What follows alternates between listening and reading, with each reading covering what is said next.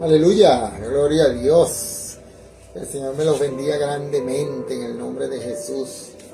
Disculpen la tardanza. Pasa que he tenido problemas técnicos. Siempre están ahí, ¿no? Los problemas técnicos. Bueno, pero gracias a Dios lo solucionamos. Lo solucionamos ahí a medias. Pero ahí vamos avanzando en la fe. No podrán con nosotros. Tuve que transmitirlo así en esta forma porque no pude hacerlo de otra forma. Antes ya había conseguido forma de cómo hacerlo, así como siempre lo transmite, pero bueno, ahora no se puede. Ahora tengo que hacerlo así, en el nombre del Señor. Pero le damos gracias a Dios, pues, porque Él es bueno, misericordioso y siempre nos ayuda en todas las cosas. Amén. Déjame ver cómo pongo esto aquí ahora. ¿Será que lo pongo así? Vamos a ver cómo. Yo quiero verlos por aquí. Quiero verlos ahora aquí. Yo creo que con esto. Esto no se para. Ya, que estoy aquí acomodando las cosas. Aleluya. Gloria a Dios. Muy bueno, ahora sí.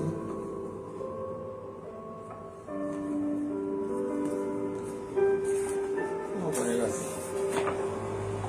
Gracias al Señor Jesús. Vamos a ver si... nunca los puedo ver por aquí, pero bueno. Vamos más o menos mantenerme ahí para ver qué estoy haciendo.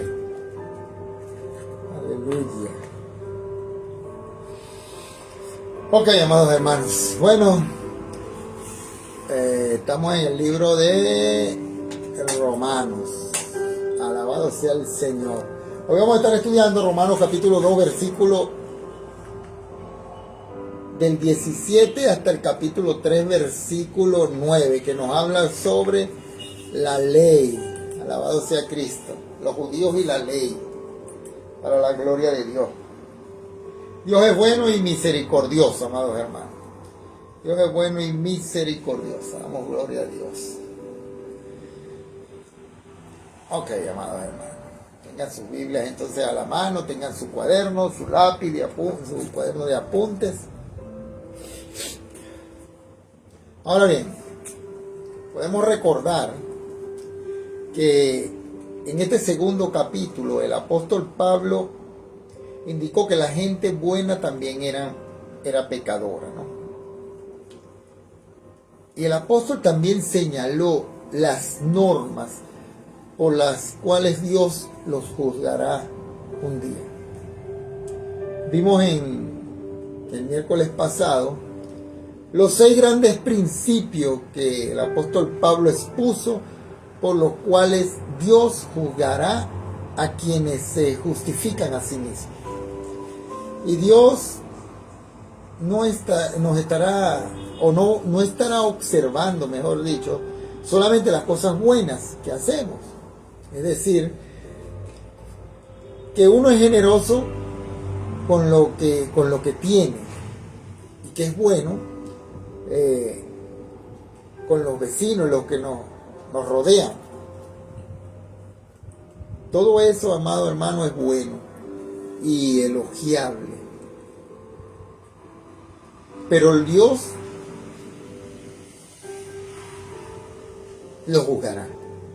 Él juzgará según lo que usted piense o de acuerdo, amados hermanos, con los pensamientos que usted tiene y que nadie más conoce. Dios lo juzgará.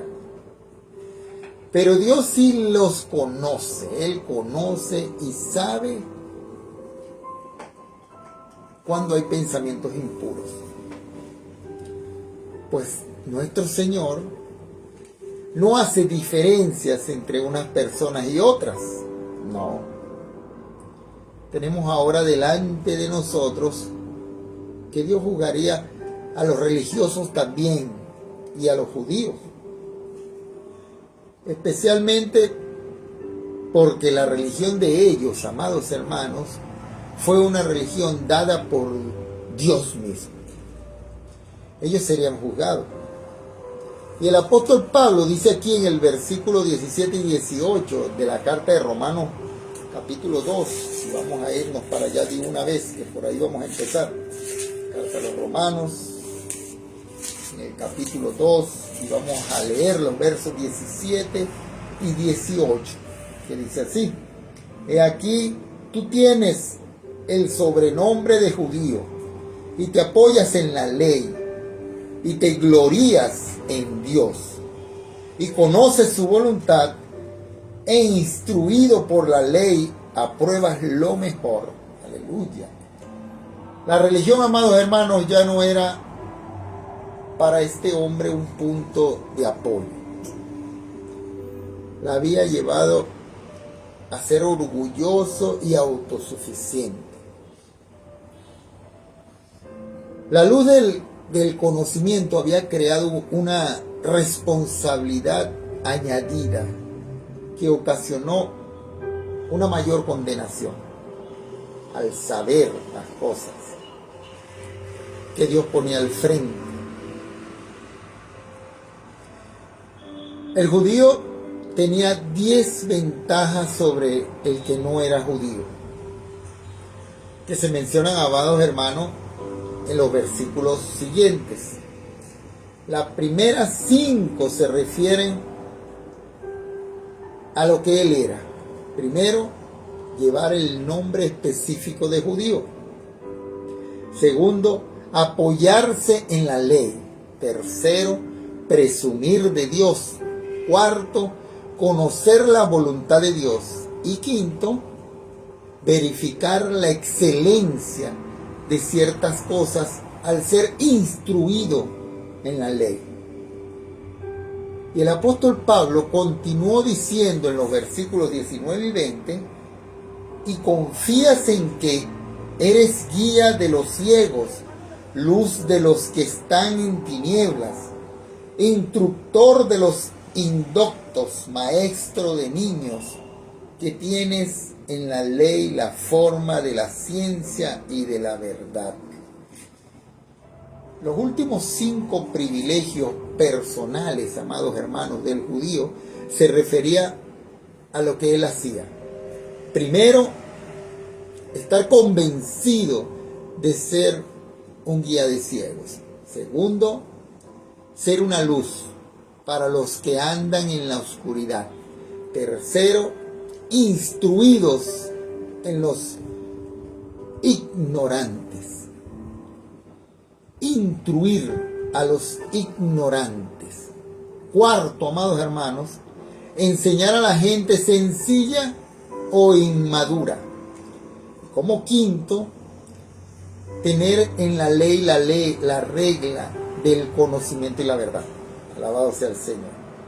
Ahora el apóstol Pablo, mirando a ese hombre, le hizo ciertas preguntas que encontramos aquí, comenzando con el versículo 21 y 22. Y dice así, vamos a leerlo. Tú pues que enseñas a otro, no te enseñas a ti mismo. Tú que predicas que no se ha de hurtar, hurtas. Tú que dices que no se ha de adulterar, adulteras. Tú que abominas de los ídolos, cometes sacrilegio. Aleluya. Pablo aquí, amado hermano, menciona 3 pecados comunes. Primero, la inmoralidad, es decir, pecado contra otras personas. Segundo, sensualidad, es decir, pecados contra uno mismo. Y tercero, nombra la idolatría, o sea, amados hermanos, pecados contra Dios. Y con respecto a las preguntas, vemos las siguientes. No te enseñas a ti mismo. En otras palabras, practicas lo que predicas. Para muchos predicadores, lo que predican es mejor que lo que viven. Aleluya. Dice Pablo, cometes sacrilegio. O más bien, robas las riquezas de los templos. El judío fue curado en cuanto a la atracción del oro en la cautividad de Babilonia. Y hasta donde sabemos, amados hermanos, nunca se entregó a la idolatría después de esa experiencia. Sin embargo, nunca les molestó hacer negocios con los objetos que salían del templo, de los templos paganos. Y vendían esas cosas como parte de su negocio. Ahora, los tres pecados que Pablo mencionó, inmoralidad, sensualidad e idolatría, fueron tratados en el mismo, o en el orden inverso, mejor dicho, en el capítulo 1 de esta misma carta a los romanos. La idolatría fue el punto culminante para el judío. Y por cierto, diremos que él no podía haber caído más bajo por eso. Pero no corremos a veces el peligro de desprestigiar a la persona de Jesucristo, a nuestro Señor. Recordemos que nosotros somos como un evangelio que se escribe día a día, escrito en carne propia. Y eso es lo que el mundo está viendo, amados hermanos. Ese evangelio se escribe con las cosas que usted hace y las palabras que decimos.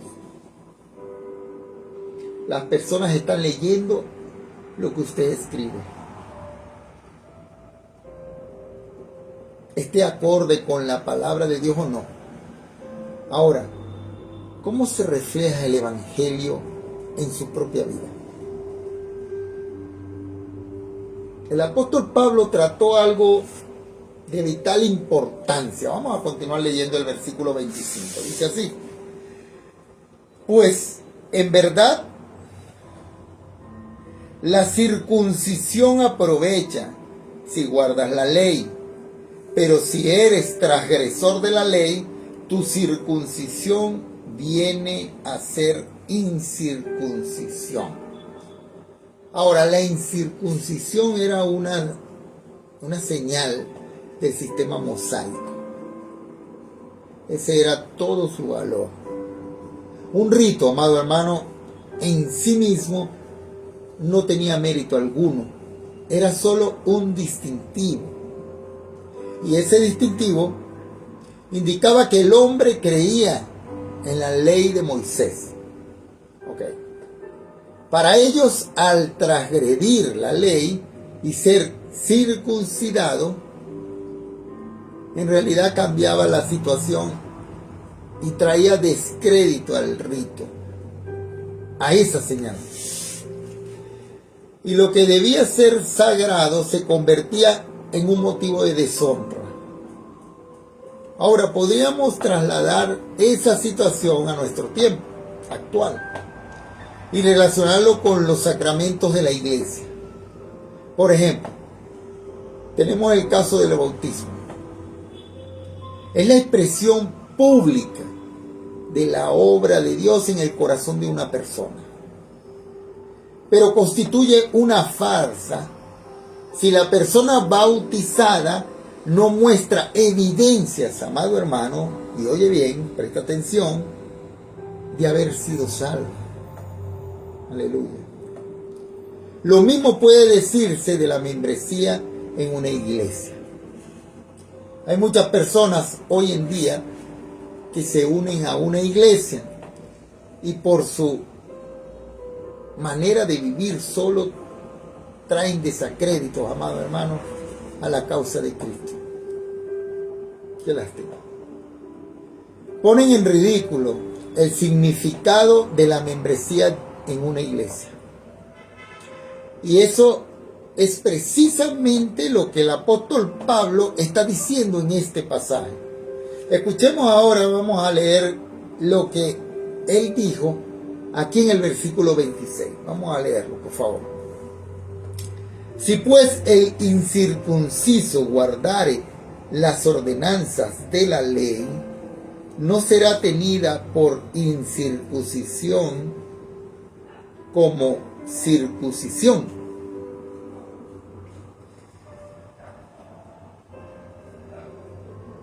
Aleluya. Por tanto, si el que no está circuncidado guarda las ordenanzas de la ley,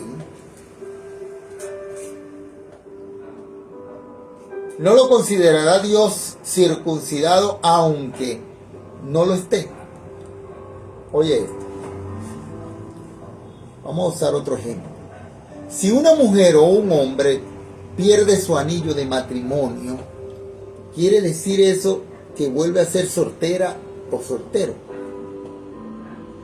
El matrimonio, amado amigo, hermano, es mucho más que un simple anillo.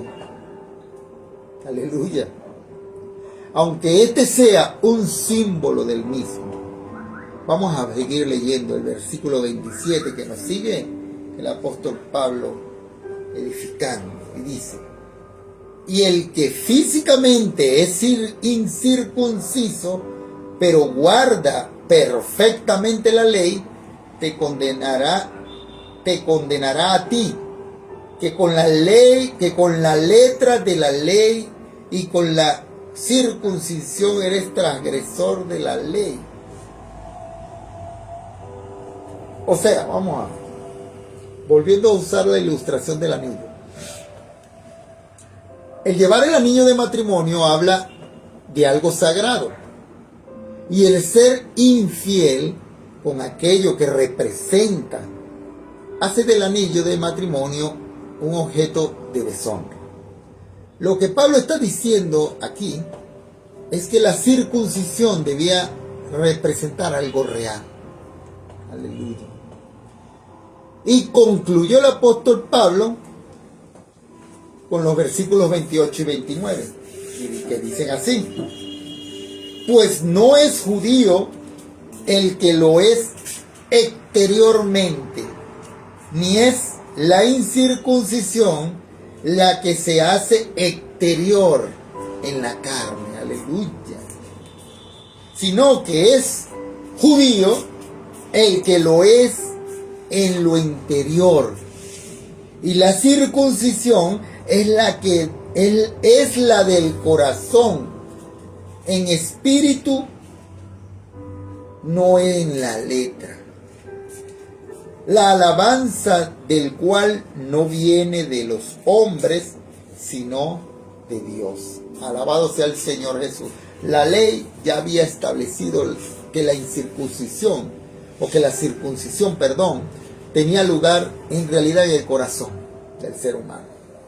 Moisés dijo en Deuteronomio capítulo 10, versículo 16: poned en vuestro corazón la marca del pacto, es decir, la circuncisión, y no continuéis siendo tercos.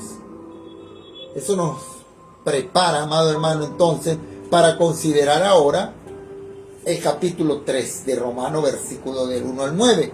El tema de este capítulo, considerado en su totalidad, es la disponibilidad de la justicia de Dios. Observemos, amados hermanos, lo que dijo el apóstol Pablo aquí en el primer versículo del capítulo 3.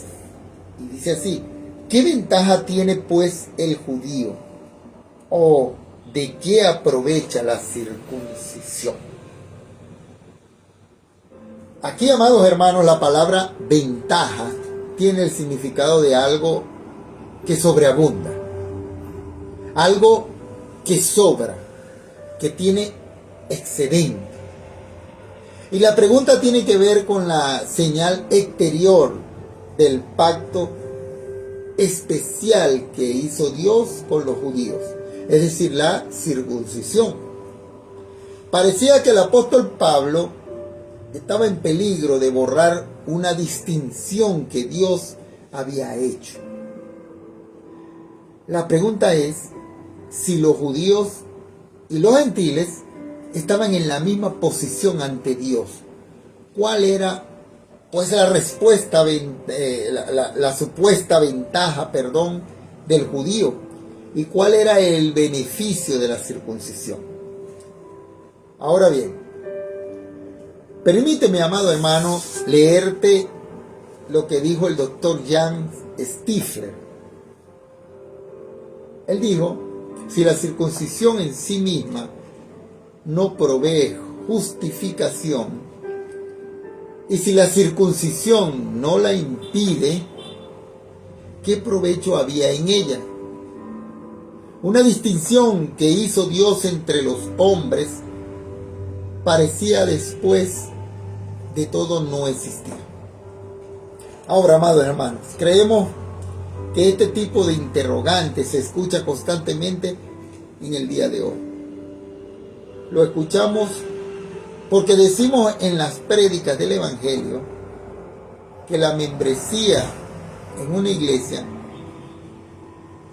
no tiene ninguna ventaja en cuanto a la salvación y que cualquier rito o ritualismo presente no tiene ningún significado en lo que concierne a la salvación. Dios dirige el mundo hacia la cruz. Él no dice que usted se una a un grupo o que haga alguna otra cosa. Lo que Dios le dice al pecador perdido, es que crea en el Señor Jesucristo para ser salvo. Esa es la verdad. Y mientras la persona no haga eso, Dios no tiene nada más que decirle. Ahora, luego de ser salvo, amado hermano, entonces Dios le hablará. Creemos sobre la membresía en una iglesia. Y también le dirá lo que concierne al bautismo. Aleluya. Algunas personas preguntan, entonces, mi iglesia, mi credo, mi membresía, mi bautismo, no me ayudan en cuanto a mi salvación. Y la respuesta es simplemente no. No le ayuda, amado hermano, en lo que concierne a la salvación. Pero cuando uno ya es salvo, oye bien, entonces estas cosas son como un distintivo, como una señal, y constituyen un medio para comunicar al mundo quién eres tú. Pero si su conducta no está a la altura de lo que usted dice creer, entonces la membresía en la iglesia y su bautismo llegan a ser una deshonra. Y lo que es sagrado, y esto hay que tomarlo en cuenta, se constituye en algo profano, mundano y superficial. Aleluya. Ahora el apóstol Pablo contestó esta interrogante. ¿Qué ventaja tiene, pues, el judío? Vamos a escuchar en el versículo 2 lo que dice el apóstol Pablo. Dice así: mucho, en todas maneras. Primero, ciertamente que les ha sido confiada la palabra de Dios. Aleluya. Qué importante, qué hermoso, ¿no? Lo que dijo el apóstol Pablo en efecto es así, que los judíos tenían una ventaja, pero esa ventaja también creaba una responsabilidad. Y debemos prestar mucha atención a esta ventaja porque en nuestros días hay mucha confusión al respecto. Hay algunos que no hacen ninguna distinción entre el judaísmo del Antiguo Testamento y la iglesia del Nuevo Testamento. Pablo está aquí aclarando, amados hermanos, que Dios no solo dio a Israel oráculos o profetas, no. Quienes se encargaban de comunicar la palabra de Dios, algo más le dio. También que la palabra de Dios había algo especial para ellos y que Dios no había concluido aún con la nación de Israel. O sea, había muchas cosas más que Dios les quería mostrar o les quiere mostrar. La respuesta a la siguiente pregunta es clave. ¿Tiene Dios un futuro para Israel? Permiso.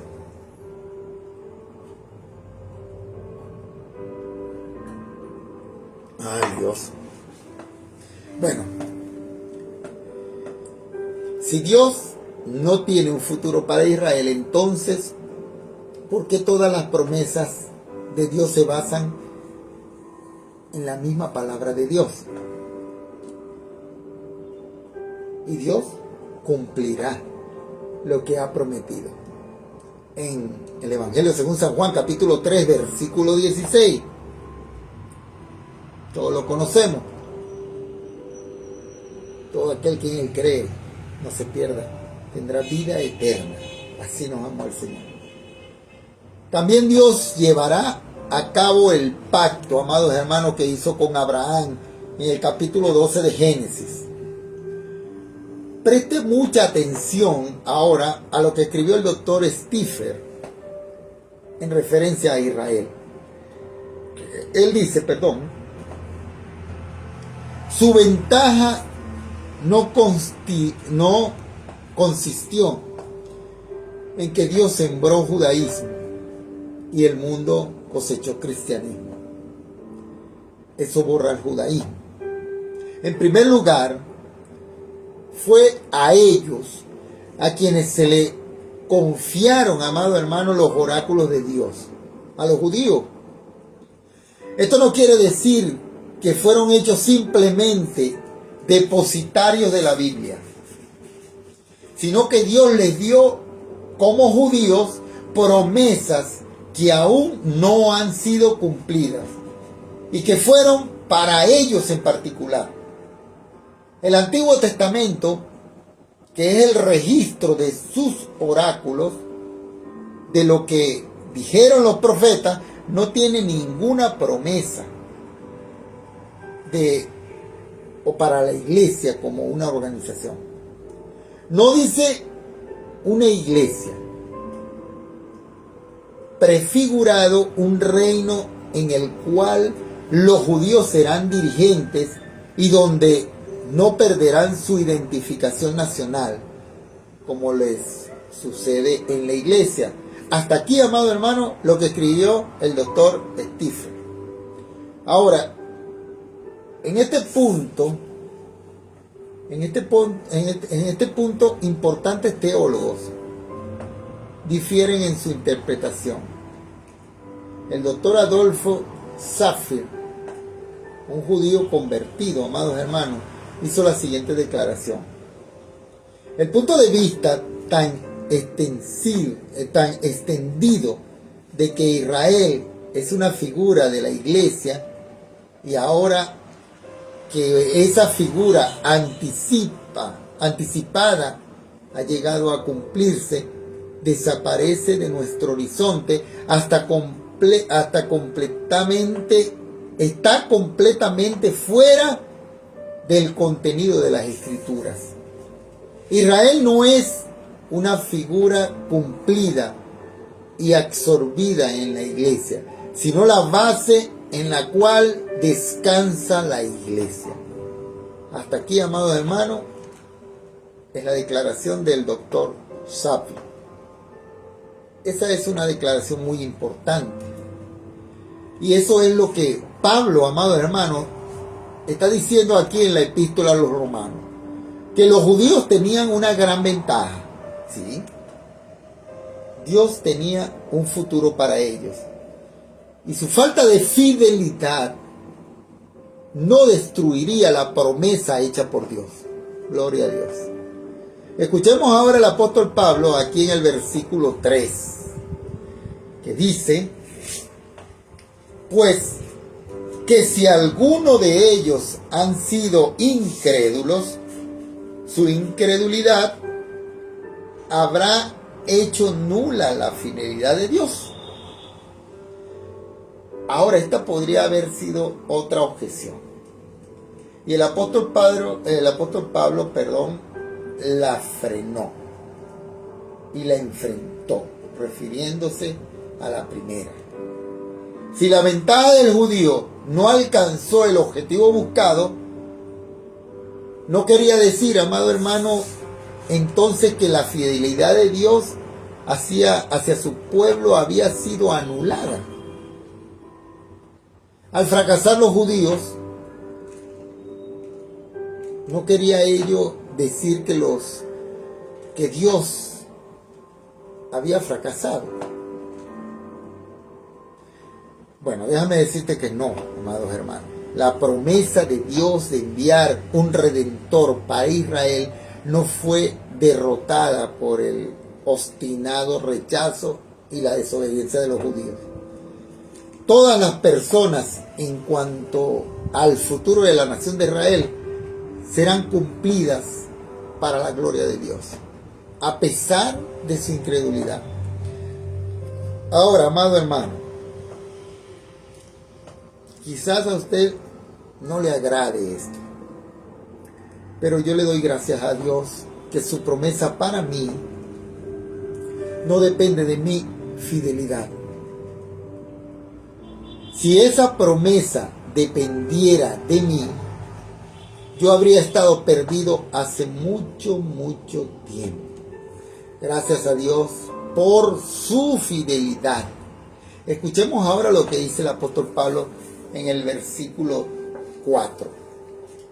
De ninguna manera, antes bien sea Dios veraz y todo hombre mentiroso, como está escrito, para que seas justificado en tus palabras y venzas cuando fueres juzgado.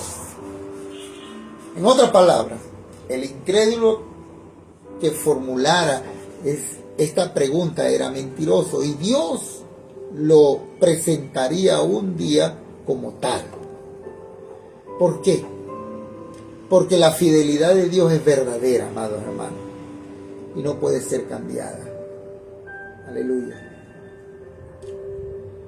¿Te das cuenta, amado amigo, hermano mío, de cuán importante es esto? El apóstol Juan dijo en su primera carta, en el capítulo 5, versículo 10, gloria a Dios. Vamos a buscarlo. Primera carta, Juan, capítulo 5, versículo 10, dice así: el que cree en el Hijo de Dios tiene el testimonio en sí mismo. El que no cree a Dios le ha hecho mentiroso, porque no ha creído en el testimonio que Dios ha dado acerca de su Hijo. Aleluya. Cuán malo, amado hermano, es no creer hoy que Dios dio a su Hijo para morir por usted. Permítanos decirle lo negativo que es. Usted simplemente hace de Dios un mentiroso. Nada más.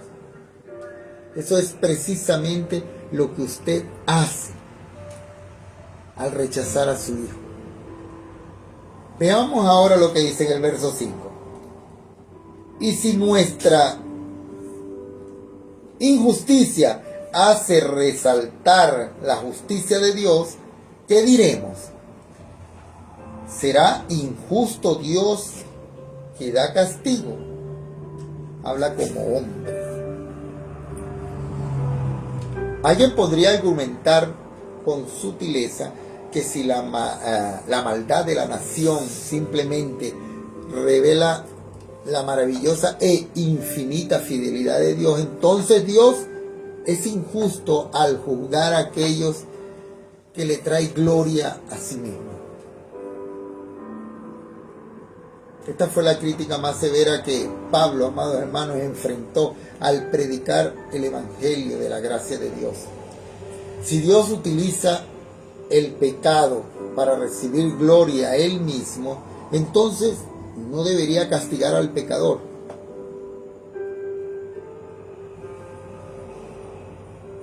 Ahora, por supuesto, ¿no?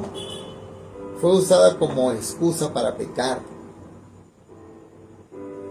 Veremos este asunto en Romanos, en el capítulo 6, en el versículo 1 de esta misma carta a los romanos, y lo traeremos allí. En el idioma griego, Pablo formuló la pregunta de tal manera que requería una respuesta negativa. Dios no es injusto. Pablo dijo que hablaba como un hombre. Ello no significaba que él no estaba escribiendo este pasaje bajo inspiración divina, sino más bien que la estaba presentando esta pregunta desde el limitado punto de vista humano. Esto resalta, amados hermanos, claramente que el mundo no salvado del tiempo de Pablo entendió que él estaba predicando la salvación por la gracia de Dios. Vemos ahora lo que dice el apóstol Pablo en el versículo 6. En ninguna manera. De otro modo, ¿cómo juzgaría Dios al mundo? Si Dios no tiene el derecho de juzgarnos porque nuestro pecado meramente revela la gracia de Dios, entonces Dios no tendría el derecho de juzgar a nadie, porque ello revelaría algo de la gracia universal de Dios.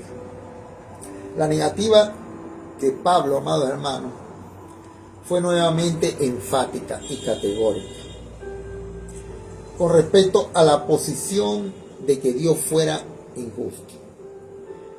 El argumento aquí es que si ese pecado en particular meramente destaca la gloria y la gracia de Dios, entonces cualquier pecado lo haría. En consecuencia, Dios no podría juzgar al mundo. Tendría que abdicar de su trono como juez de toda la tierra.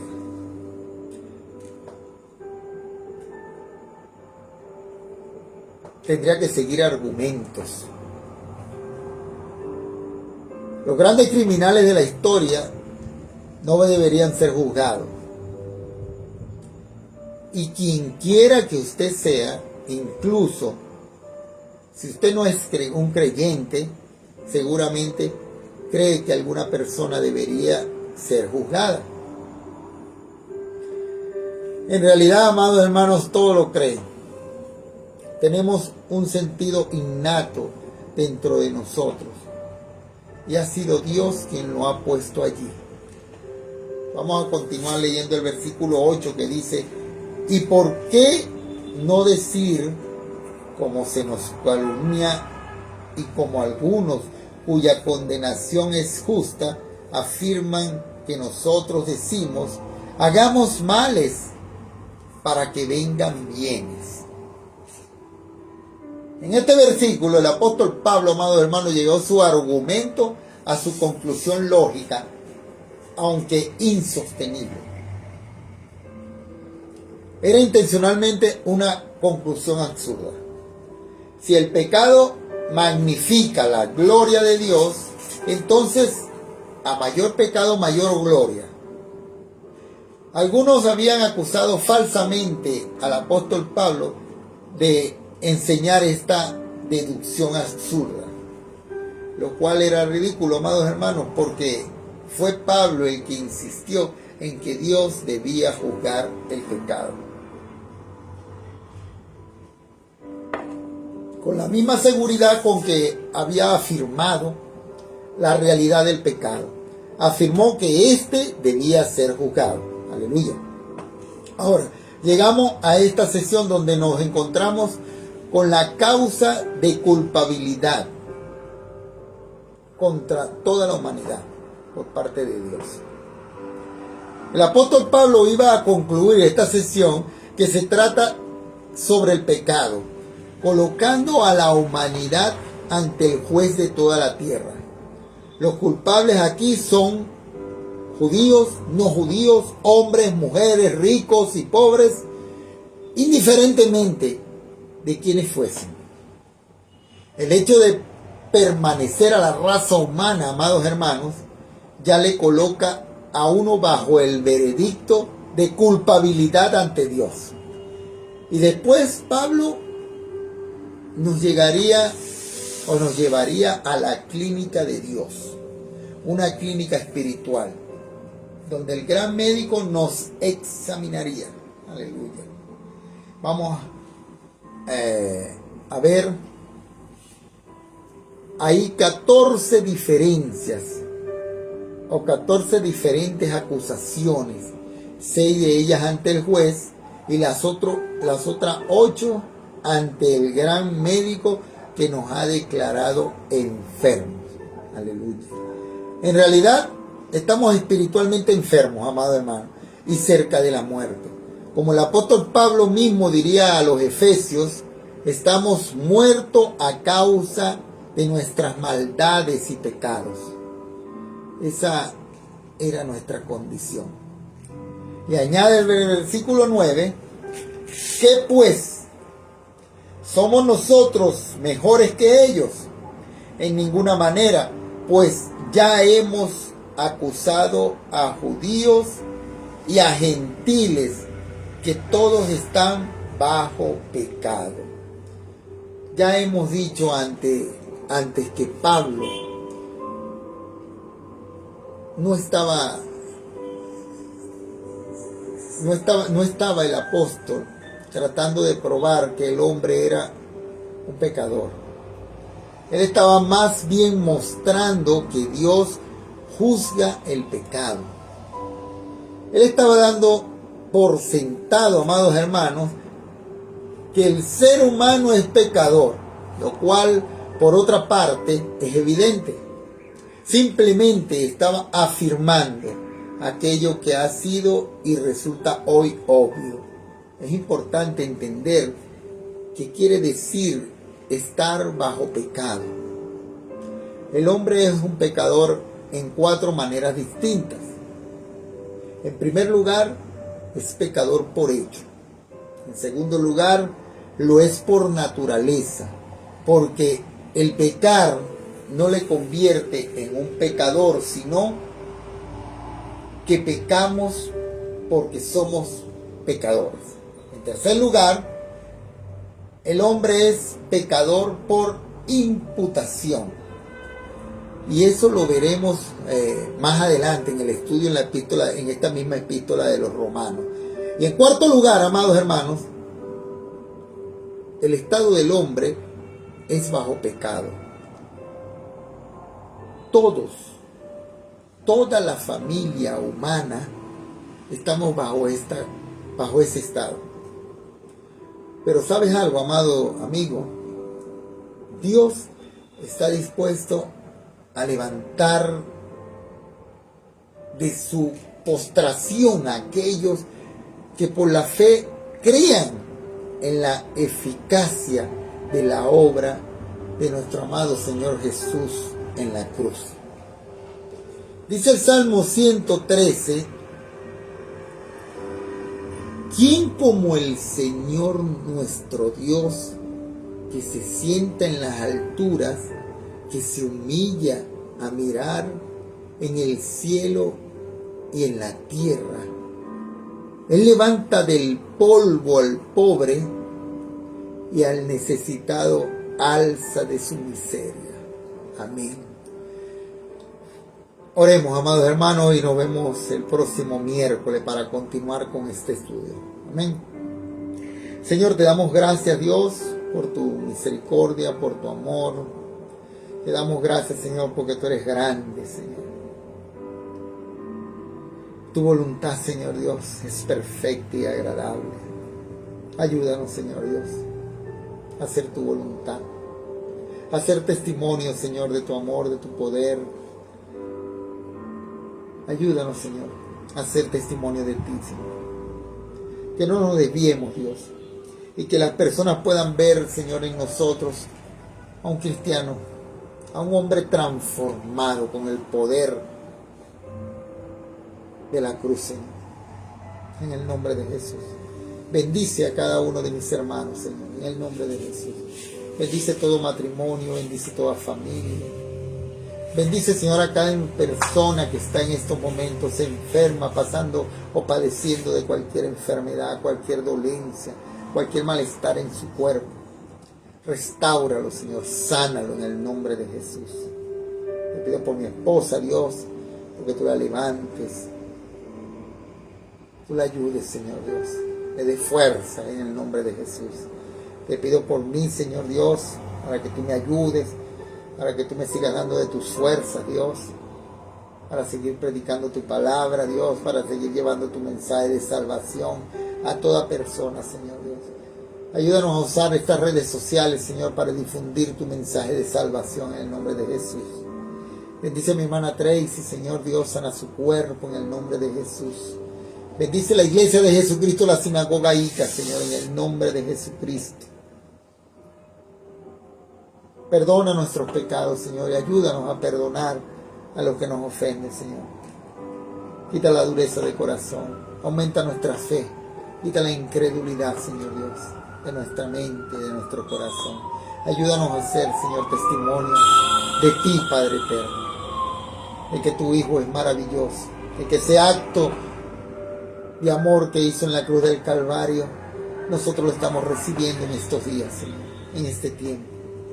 Y por eso damos gracias al Padre, gracias al Hijo y gracias al Espíritu Santo de Dios. Bendice tu iglesia, Dios. Bendice, Señor, cada matrimonio, bendice cada ministerio, Señor.